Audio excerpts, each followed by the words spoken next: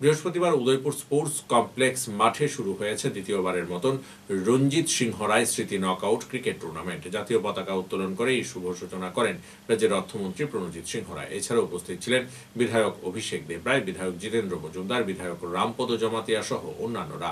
মন্ত্রী বলেন, খেলাধুলার মাধ্যমে যুব সমাজকে সঠিক পথে নিয়ে যাওয়ার জন্য চেষ্টা চালিয়ে যাচ্ছে। যত বেশি খেলাধুলার সঙ্গে যুব সমাজকে আকৃষ্ট করা যাবে, তত বেশি যুব সমাজ সঠিক পথে চালিত হবে। প্রয়াত রঞ্জিত সিংহ রায় ছিলেন উদয়পুরের একজন সজ্জন ব্যক্তি। আগামী দিনেও সারা রাজ্যের সঙ্গে উদয়পুরে ক্রিকেট প্রেমীরা অংশগ্রহণ করবে বলে আশা ব্যক্ত করেন তিনি। বিধানসভায় বিধায়ক হওয়ার আগে থেকে শুরু করেছেন, আর বিধায়কের পর থেকে তো কোনো অংশে ছাড়ছে না। কোথায় খেলা পাঠ করতে হবে, কোথায় সেখানে কলেজ করতে হবে, ইউনিভার্সিটি করতে হবে, এ নিয়ে ওনার ব্যস্ততার সঙ্গে সেখানে অলরেডি আগেই ওনার আসার আগে হয়ে গেছে চন্দ্রপুরে সেখানে সিনথেটিক ফুটবল মাঠ।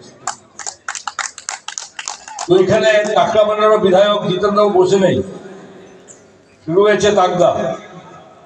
বাইরেও আমরা বলবো বিভিন্ন জায়গায় হয়েছে, রাজ্যের বিভিন্ন ডিস্ট্রিক্ট হয়ে গেছে।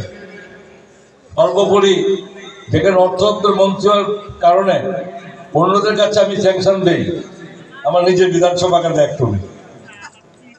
এখানে অনেকে বলে যে আরে উনি কেন ওনার এখানে নেই দেখি। উদয়পুর শহরের মধ্যে একটা সিনথেটিক ফুটবল মাঠ হওয়া উচিত। আমি এবার লাগিয়েছি বিভিন্ন, এখানে deputy director sports and youth affairs আছে, খেলাধুলার সঙ্গে যুক্ত যিনি টিচার ছিলেন কমল শাহ থেকে শুরু করে যাদের বাকি সকলকে লাগিয়েছি যে কোথায় মাপযোগ করে বের করো কোন মাঠে করা যায়। এখানে হবে না সবাই জানেন, কিন্তু আর কোনো মাঠ কি আছে কারণ জানা মতে যে ক্রিকেট খেলার মতো উপযুক্ত তার বাউন্ডারি এরিয়া দিয়ে এবং নির্দিষ্ট মাপের মধ্যে কোনো স্কুল মাঠ